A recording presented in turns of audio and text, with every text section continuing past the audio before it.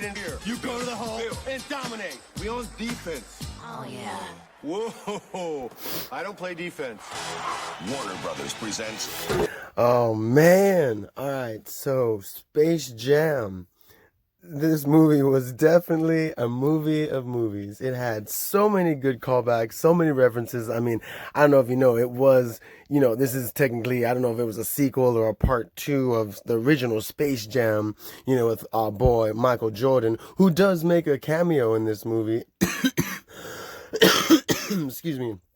I don't know why I even said that. But I mean, this movie was fantastically interesting enough to be a Warner Brothers film for sure, because it had, like I said, it was definitely, it was a good callback to the Looney Tunes, it was kind of loony here and there. It was a story about family and, bringing the tunes back together and LeBron. Good old LeBron. I mean, it was mostly about LeBron, and then, some of the characters did some pretty cool stuff here and there. But for the most part, it was about LeBron and his kid and how, he didn't want his son playing video games. He wanted his son in the game. He wanted his son playing the basketball.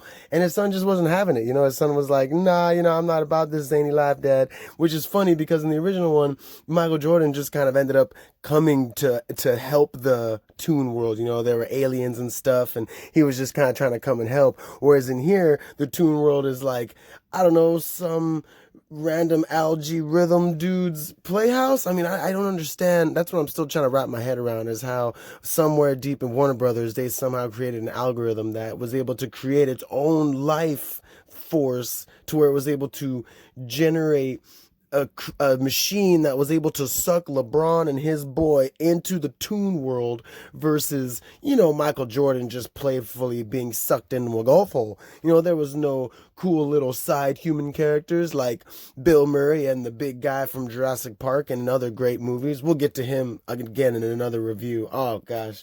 But, there was none of that. It was all... it was all my boy LeBron, LeBron. He's the man. And granted, Don Cheadle, he was like I said, he was an interesting villain because I still don't understand how he was made. Who created this algorithm? Did it just create itself? He takes over the son's game because the son I'm sorry, let me get this right. The son created, he created a video game.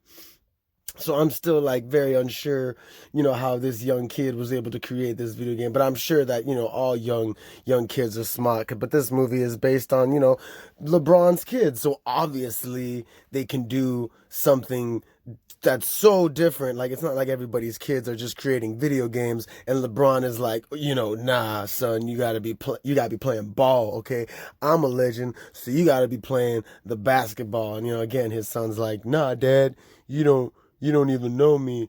You don't even know me. It's such a cliche story, and it's just so funny that this algorithm, again, it pulls them into this reality, so ridiculous, and it's able to convince and of course manipulate the son and your dad, LeBron doesn't care about you. He doesn't care that you can create video games. He just cares about playing basketball. So I'm gonna put a basketball game together, and you're gonna fight your dad.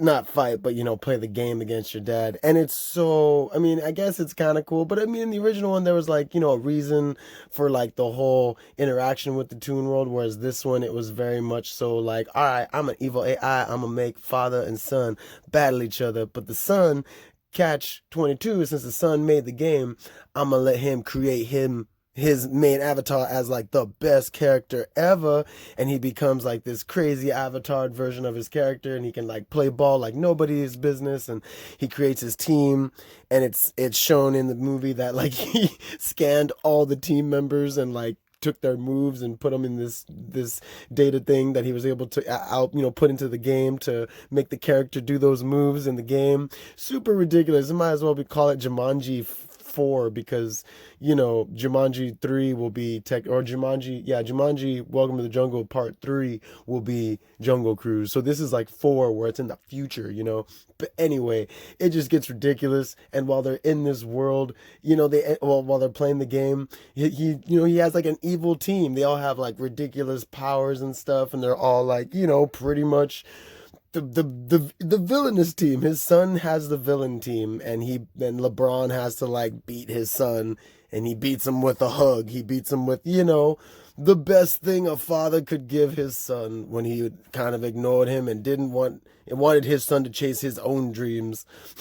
So, I mean, like the whole, and like LeBron's acting isn't like, it's definitely not the best, but the tunes are where it's at, like when they finally get into the tune mode for the, for the game, I guess that's when everything kicks off. And like the original one, I mean, the whole movie had you hooked because it was all like Michael Jordan going through this stuff, whereas this one, they had to animate LeBron to really like, show that, oh, look, this is a fun movie. And again, the callbacks, oh my gosh, they had so many Warner Brothers, like they had Iron Giant in there, the like, Matrix going on. They had a Matrix world, Game of Thrones world, the Harry Potter world. They had King Kong there, like, oh, they had the Mask.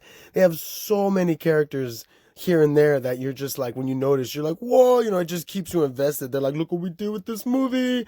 And you're like, all right, I mean, I do like the original one, but this one's pretty good too, like, I don't know. But, so Space Jam: A New Legacy, it definitely is a new legacy. I don't understand the villain, but I guess it's a great family film. So bring your kids to go see it, take a look at it. Honestly, we gave it like a 6.5 out of 10. That's all I could give it, Sorry, Doc. That's 6.5 out of 10 is all you're getting.